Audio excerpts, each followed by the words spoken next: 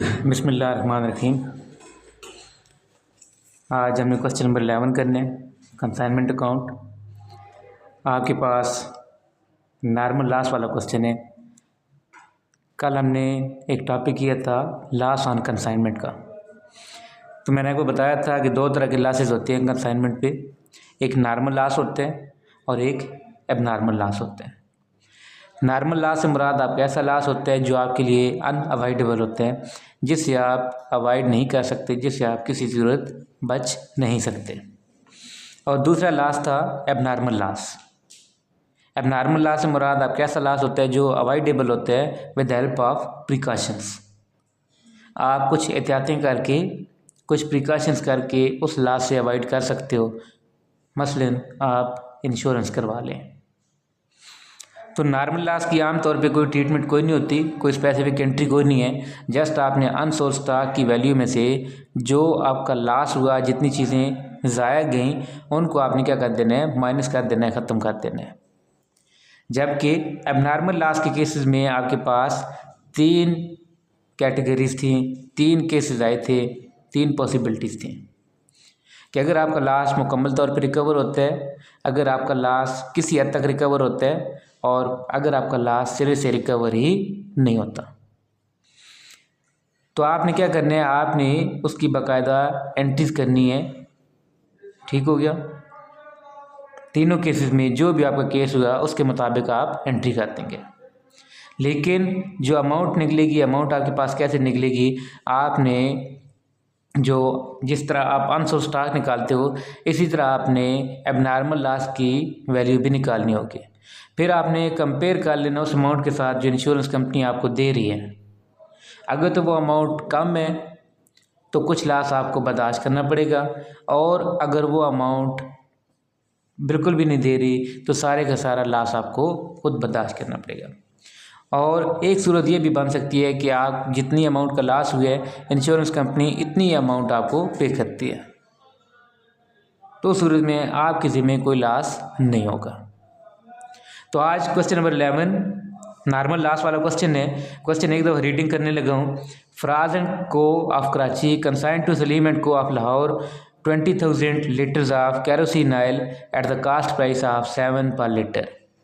Faraz and co consigner है जो कि कराची में है। उसने कंसाइनी जो कि सलीम एंड को है उसको 20,000 लीटर कैरोसिन ऑयल, जिसकी कास्ट कितनी है 7 रुपये पर लीटर, वो भिजवाया है। कहते ही spent rupees 4,000 as freight and insurance rupees 500 on cartage for sending it to consignee. कहते हैं कि मज़ीद जो आपका कंसाइनर है उसने क्या किया, उसने 4,000 रुपया फ्रेट का दिया और 500 रुपया इंश्योरेंस वगैरह का अदा किया। कहते हैं ऑन वे, रास्ते में 100 litre of kerosene oil was spoiled due to leakage, which was very normal and common with such kind of consignment। कहते हैं कि रास्ते में क्या हुआ, रास्ते में 100 लीटर आपका कैरोसिन ऑयल डैमेज हो गया। वजह क्या थी, लीकेज थी। नॉर्मली आपकी जितनी भी लिक्विड चीज़ें हैं उनके साथ लीकेज वाला जो मामला है वो नॉर्मल होता है, कॉमन होता है, इसमें आपका लॉस हो जाता है। कहते हैं इस कंसाइनमेंट में भी क्या था, इस कंसाइनमेंट में भी ये आपका बहुत नॉर्मल है और कॉमन है। ठीक हो गया। तो ये कौन सा लॉस होगा, जो आपका नॉर्मल है, कॉमन है, जो आपकी बिजनेस का रूटीन मैटर है, जिसे आप अवॉइड नहीं कर सकते, ये आपका नॉर्मल लॉस होगा। कहते हैं सलीम एंड को सोल्ड 19,900 लीटर्स एट ₹8 पर लीटर। कंसाइनी सलीम एंड को ने क्या किया, 19,900 लीटर 8 रुपये के हिसाब से बेच दिया।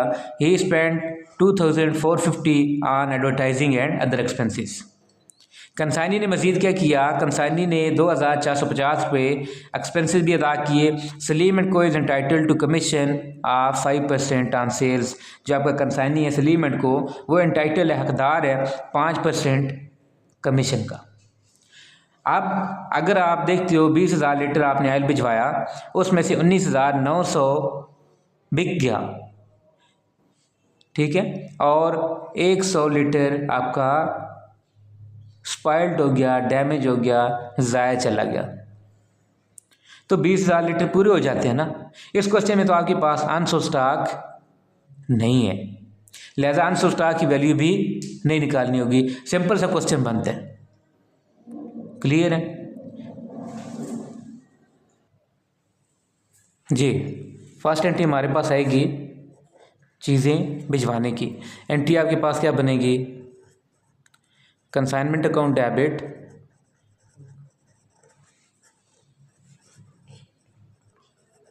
गुड्स सेंट ऑन कंसाइनमेंट, ऐसा ही है। कितनी चीज़ें भिजवाएं, 20,000 लीटर है और 1 लीटर की वैल्यू कितनी है, 7 रुपये। तो ये आपके पास अमाउंट कितनी आएगी, 1,40,000। नरेशन आप कर देंगे गुड्स सेंट ऑन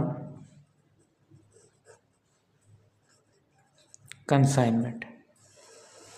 नेक्स्ट आपके पास एंट्री कंसाइनर के एक्सपेंसेस रिकॉर्ड करने की। एंट्री आपके पास बनेगी consignment account debit to cash account या बैंक अकाउंट भी आप लिख सकते हो। कंसाइनर के खर्चे कितने हैं, 4,000 एक है और 500 रुपये एक है। टोटल कितने बन गए, 4500 रुपये। नरेशन आप कर देंगे एक्सपेंसेस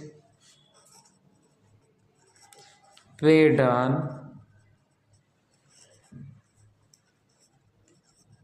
कंसाइनमेंट,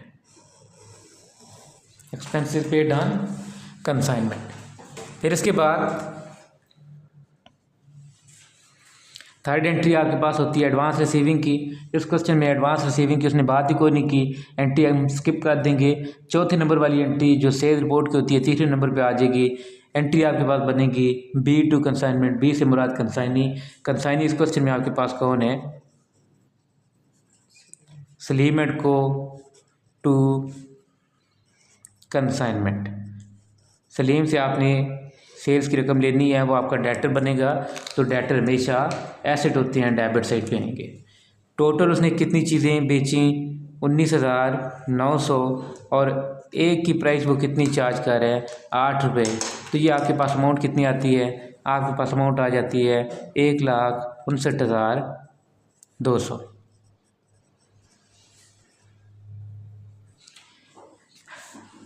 नरेशन आप लिख देंगे सेल्स रिपोर्ट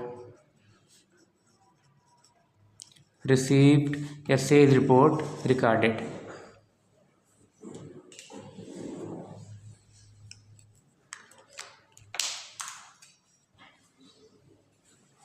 जी चौथी एंट्री यहाँ पे कंसाइनी के एक्सपेंसेस रिकॉर्ड करने की आएगी। एंट्री आपके पास बनेगी कंसाइनमेंट टू कंसाइनी। कंसाइनी की आपने रकम देनी है, वो आपका क्रेडिटर बनेगा। क्रेडिटर बनने के हवाले से वो आपकी लाइबिलिटी है, क्रेडिट साइड पे आएगी। एंट्री आपके पास बनेगी consignment debit to consignment debit to consignee कौन है, सलीम है को। आपके पास कंसाइनी के एक्सपेंसेस कितनी है, उसने एक की अमाउंट बताई है 2,450 रुपये। नरेशन आप लिख देंगे expenses of consignee recorded. Next entry आपके पास कंसाइनी की कमीशन की। सेम एंट्री रिपीट होगी, अमाउंट हमने खुद कैलकुलेट करनी है। एंट्री आपके पास बनेगी कंसाइनमेंट डेबिट टू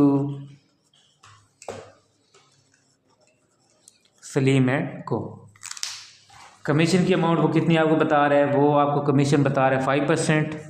सेल्स की रकम है 1,59,200, इसका 5% आप चार्ज करेंगे तो ये आपके पास अमाउंट बनती है 7,960 रुपये।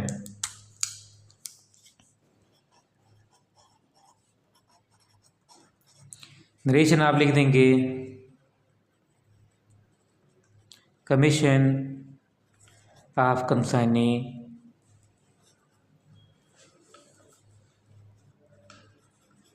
recorded। जी नेक्स्ट एंट्री आपके पास कंसाइनी के कमीशन की।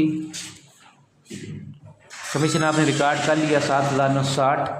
नेक्स्ट एंट्री आपके पास प्रॉफिट या लॉस की। वैसे आंसर स्टॉक की होती है, लेकिन इस क्वेश्चन में आपके पास आंसर स्टॉक नहीं है। प्रॉफिट या लॉस आपको फिलहाल नहीं पता, आपने प्रॉफिट या लॉस वाली एंट्री की जगह छोड़ दी। इसके बाद नेक्स्ट एंट्री आपके पास बनेगी कंसाइनी से रकम रिसीव करनी है। उसने बताया कोई नहीं है कि उसने अकाउंट सेटलमेंट की है, यानी कि अगर आप एंट्री कर देते हैं तब भी या एंट्री स्किप कर देते हैं तब भी हर्ज कोई नहीं है, प्रॉफिट या लॉस पे कोई फ़र्क नहीं पड़ेगा। अगर एंट्री हम करते हैं तो हमारे पास एंट्री क्या बनेगी, cash account debit to consignee कौन है, सलीम एंड को। टोटल उसने कितनी सेल्स की हैं, टोटल उसने सेल्स की हैं 1,59,200। उसमें से उसके एक्सपेंसेस माइनस हो जाएंगे 2,450, उसका कमीशन माइनस होगा 7,960, और अगर एडवांस दिया होता तो वो भी माइनस करने के बाद बाकी रकम कंसाइनर को भिजवा देता। अभी आपके पास टोटल जो रकम बनेगी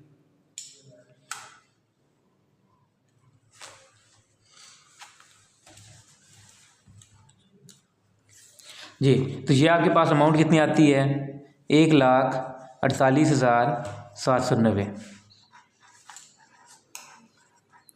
नरेशन आप लिख देंगे अमाउंट ऑफ सेल्स रिसीव्ड या सेल प्रोसीड्स रिसीव्ड भी आप लिख सकते हैं। लास्ट एंट्री इस क्वेश्चन की आपके पास एंट्री बनेगी, गुड्स को आपने ट्रांसफ़र करने हैं ट्रेडिंग अकाउंट में, आपके पास एंट्री आ जाएगी goods sent on consignment debit to trading account. आपने जो फर्स्ट एंट्री में अमाउंट लिखी थी 1,40,000, नरेशन आप लिख देंगे goods sent on consignment,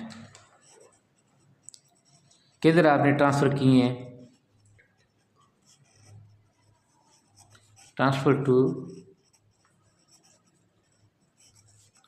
trading account. यहाँ आपके पास एंट्रीज मुकम्मल हो जाती हैं।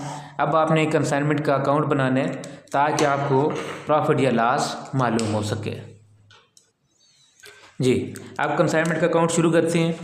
पहली एंट्री में आपके पास कंसाइनमेंट डेबिट है, अमाउंट आपके पास 1,40,000। आप लिखेंगे goods sent on consignment.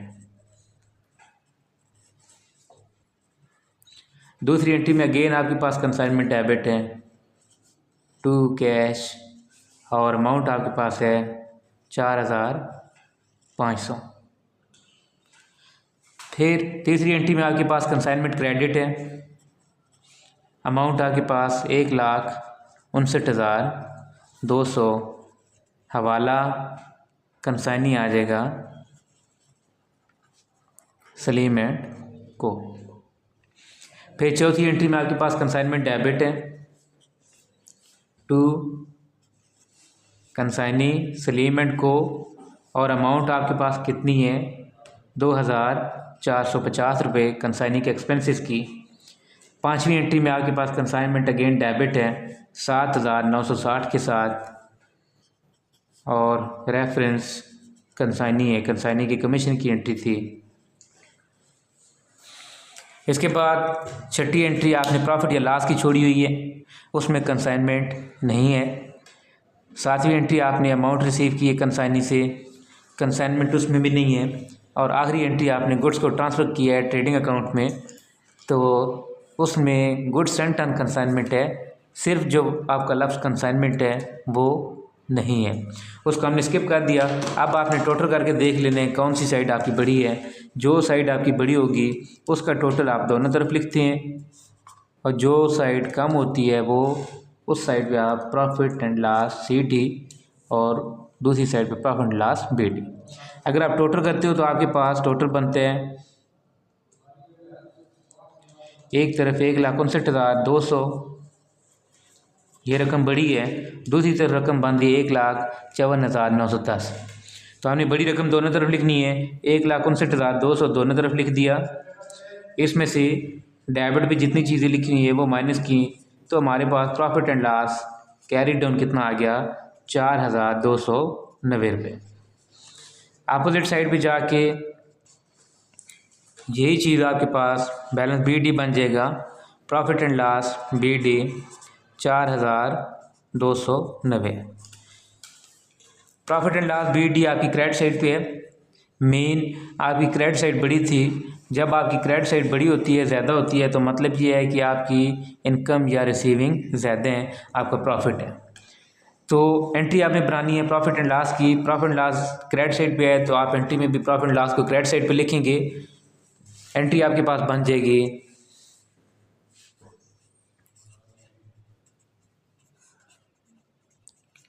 Consignment account debit to profit and loss credit. आपके पास अमाउंट 4,290। नरेशन आप लिखेंगे प्रॉफिट ऑन कंसाइनमेंट।